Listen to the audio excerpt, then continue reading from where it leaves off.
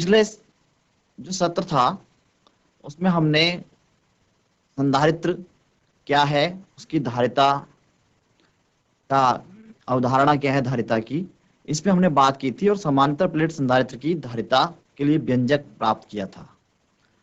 अभी हम आगे बढ़ेंगे और समांतर प्लेट संधारित्र की धारिता को विभिन्न परिस्थितियों में किस तरह से उसके लिए व्यंजक निकलते हैं उस पर बात करेंगे और उसके पश्चात संधारित्र पर और बातचीत हम जारी रखेंगे। तो चलते हैं स्मार्ट बोर्ड की ओर।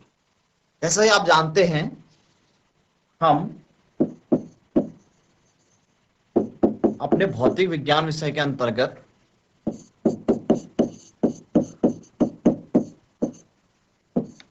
वैद्युत धारिता पर बातचीत कर रहे थे और हमने समांतर प्लेट संधारित्र के सिद्धांत को, उसकी संरचना को और उसकी धारिता के लिए व्यंजक को, इनको हमने सीखा था, इसका अध्ययन किया था। हमने देखा था कि समांतर प्लेट संधारित्र की जो धारिता होती है वो epsilon naught K A upon D होती है, जहां पे एप्सिलॉन नॉट वैद्युतशीलता है,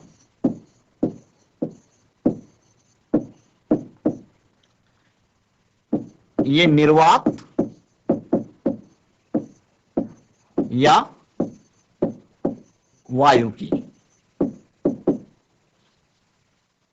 के परावैद्युतांक है उस माध्यम का जो माध्यम संधारित्र की दोनों प्लेटों के बीच भरा होता है। ए ये संधारित्र की प्लेटों का क्षेत्रफल है,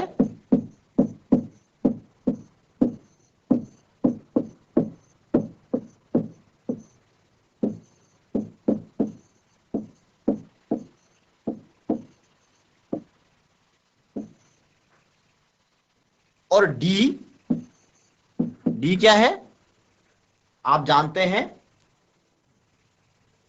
और हम पहले भी चर्चा कर चुके हैं, डी है प्लेटों के बीच की दूरी।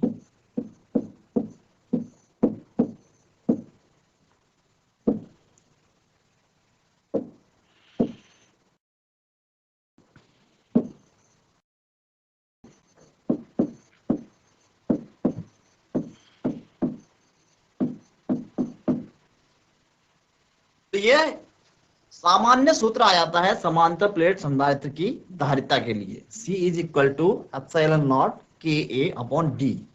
इसमें फिर हमने देखा था कि यदि संधारित्र की प्लेटों के बीच एक टी मोटाई की कोई पट्टी रख दी जाए, जिस पट्टी का परावैद्युतांक K है और इसकी मोटाई T है,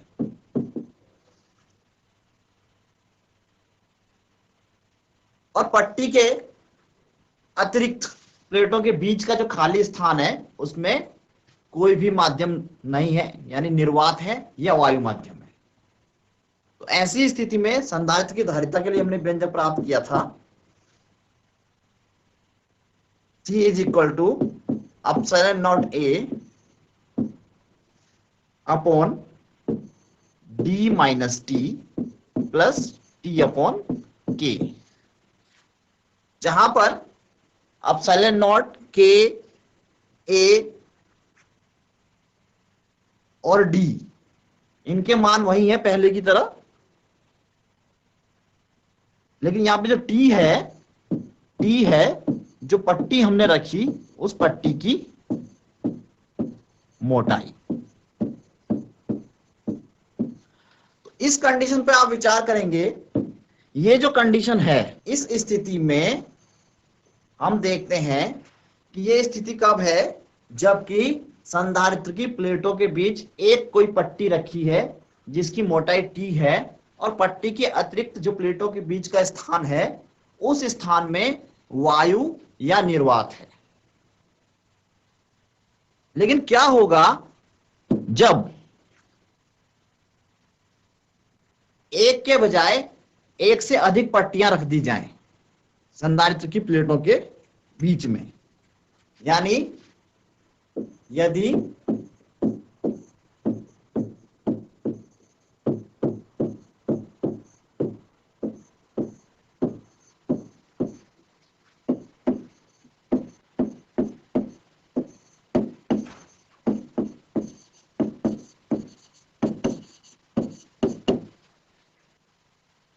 संधारित्र की प्लेटों के बीच में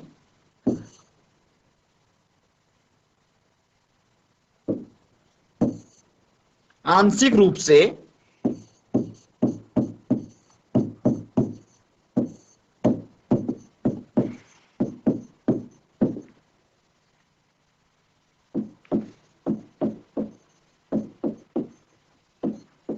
विभिन्न परावैद्युतों की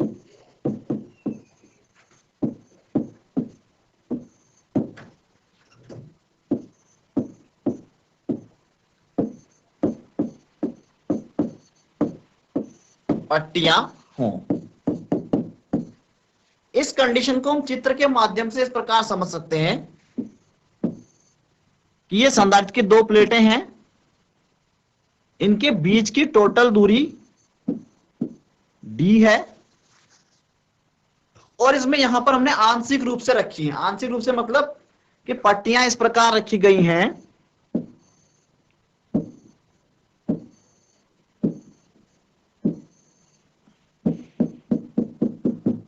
ये अलग अलग परावैद्युत हैं, अलग अलग पदार्थ हैं और इनकी मोटाइयां T1, T2, T3 हैं। इनके परावैद्युतांक K1, K2, K3 हैं। यानी हम इस स्थिति को इस तरह से समझ सकते हैं कि माना किसी संधारित्र की प्लेटों के बीच में T1, T2, T3 मोटाई की और क्रमशः K1, K2, K3 परावैद्युतांक वाले परावैद्युत पदार्थों की पट्टियां आंशिक रूप से रखी गई हैं। आंशिक रूप से रखने का मतलब कि ये प्लेटों के बीच के स्थान को पूरी तरह कवर नहीं करती हैं। अभी भी प्लेटों के बीच में कुछ स्थान खाली रह जाता है जिसमें क्या है, निर्वात या वायु है। तो इस स्थिति में संधारित्र की धारिता की गणना भी आसानी से की जा सकती है पहले की भांति। इस स्थिति में धारिता जो निकल के आती है वो होती है C is equal to epsilon naught A upon D minus T1 plus T2 plus T3। इससे ज्यादा पट्टियां होंगी तो प्लस करके हम एंड सो ऑन इसको आगे बढ़ा सकते हैं और plus T1 upon K1, T2 upon K2, T3 upon K3।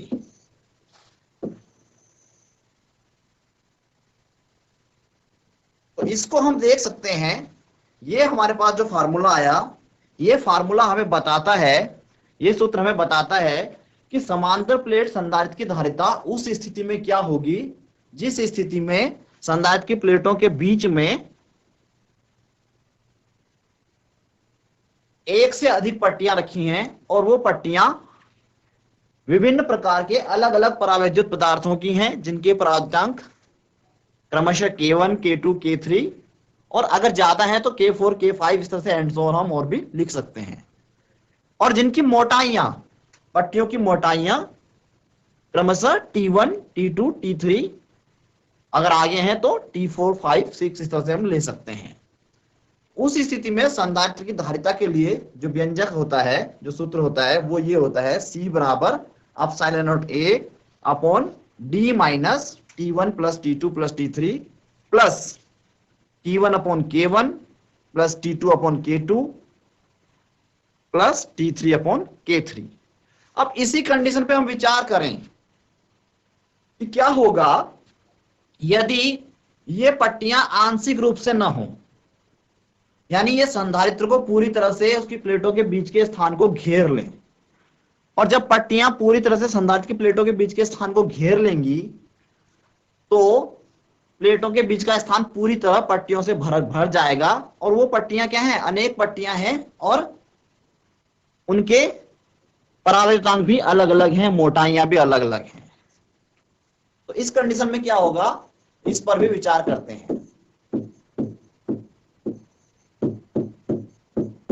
तो यदि संधारित्र की प्लेटों के बीच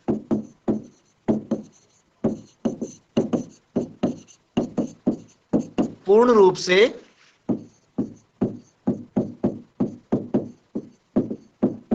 अलग अलग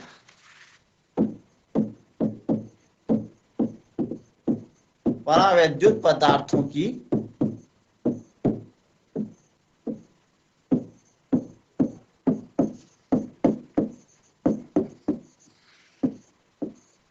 विभिन्न पट्टियां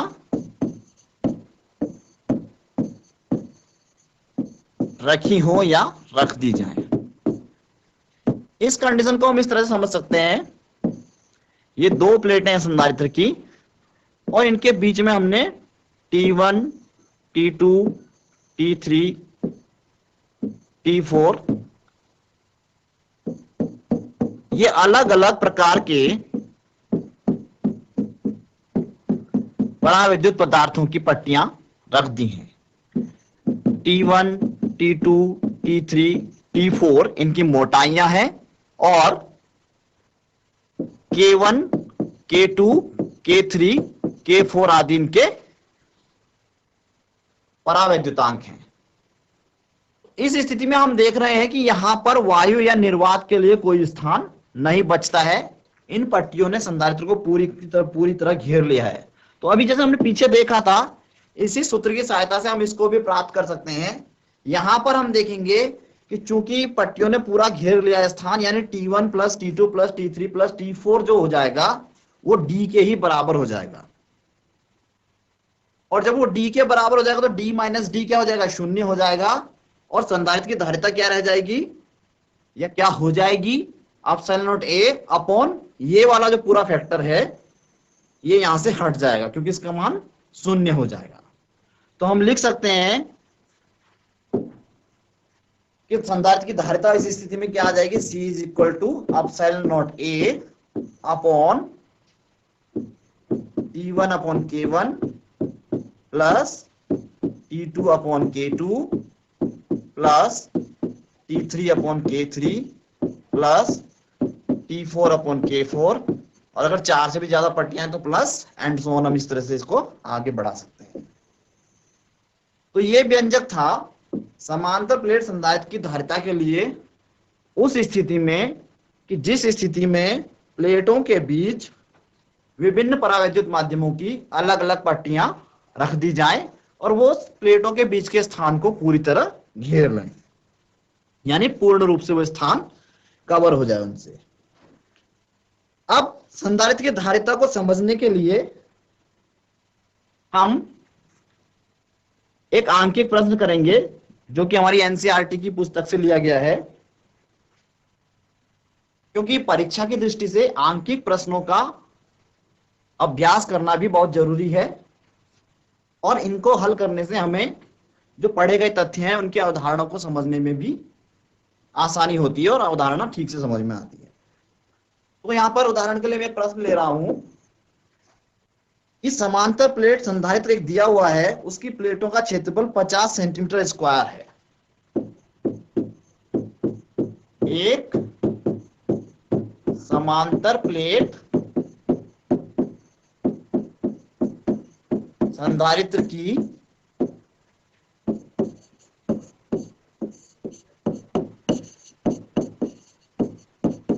प्लेटों का क्षेत्रफल 50 सेंटीमीटर स्क्वायर है।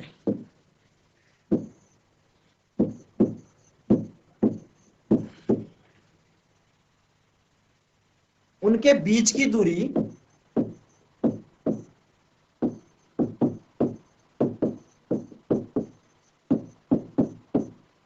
1 मिलीमीटर है।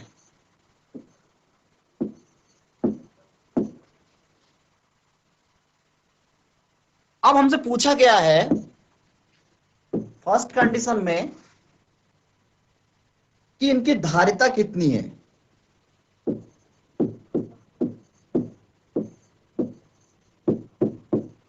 यानी उस समांतर प्लेट संधारित्र की धारिता कितनी है।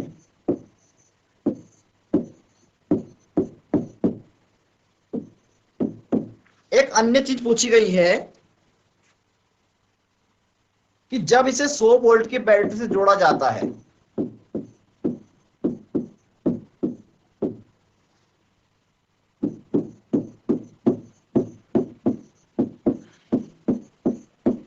बैटरी से जोड़ा जाता है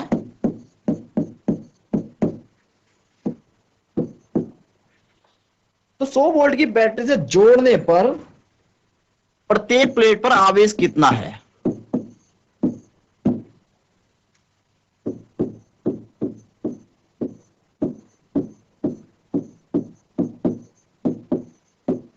प्रत्येक प्लेट पर आवेश कितना होगा।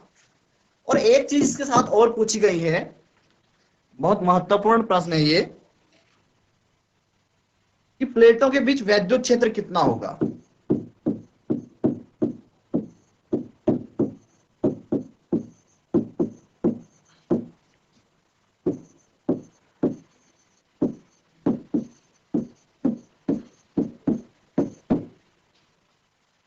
तो यहां पर हम देख रहे हैं, हमें जो तथ्य दिए हैं, एक तो हमें दिया है कि प्लेट का क्षेत्रफल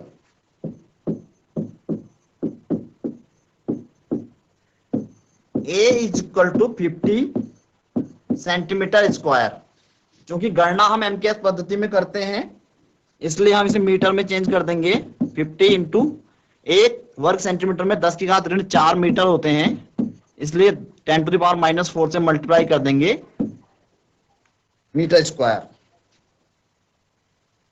प्लेटों के बीच की दूरी जो d है वो आपको 1 मिलीमीटर दी गई है, जिसको हम मीटर में क्या लिख सकते हैं, 1 गुणा 10 की घात ऋण 3 मीटर।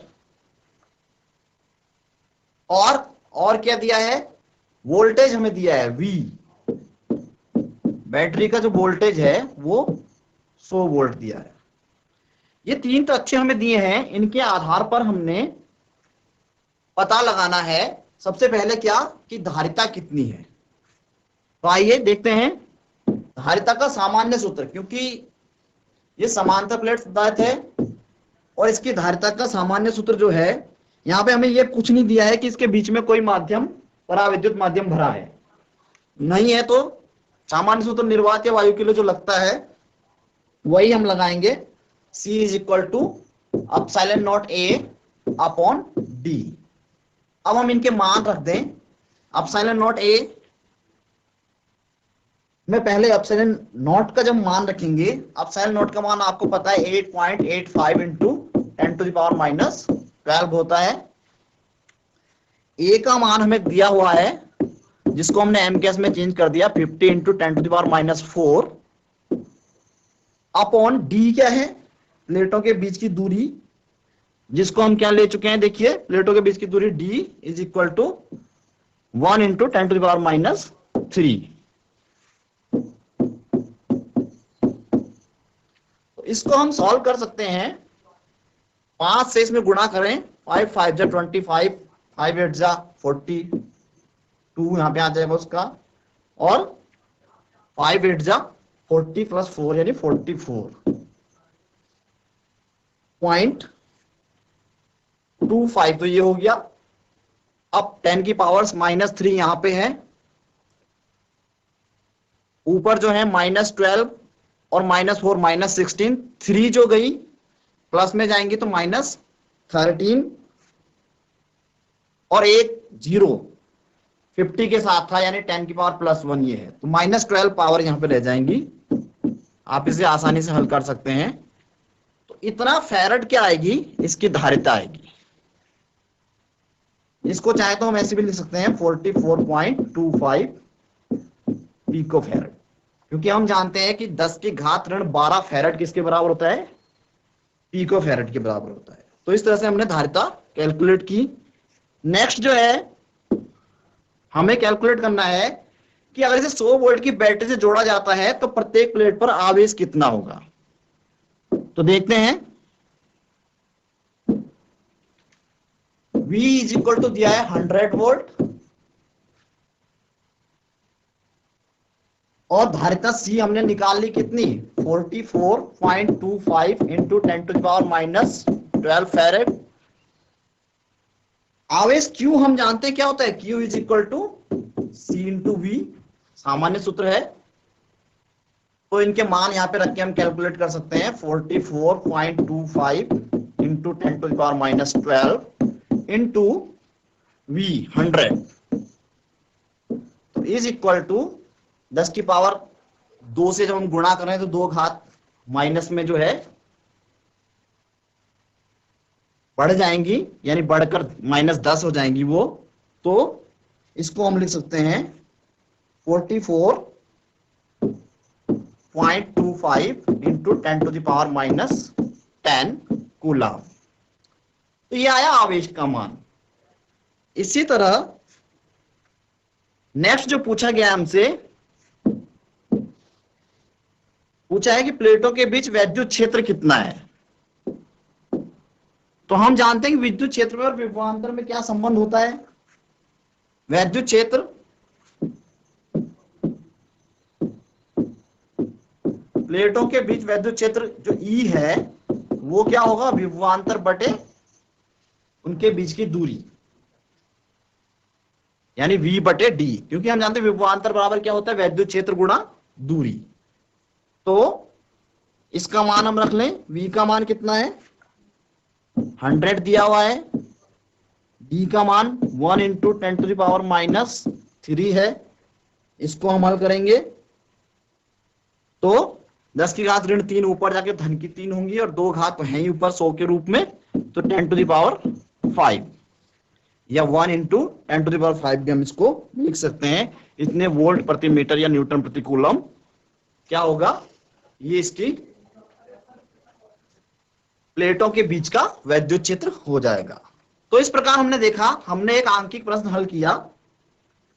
तो आज के इस सत्र में हमने देखिए क्या क्या किया। हमने संधारित्र की सामान्य धारिता देखी, उसकी प्लेटों के बीच में अगर किसी एक पराविद्युत की पट्टी रख दी तब धारिता कितनी हुई उसको देखा।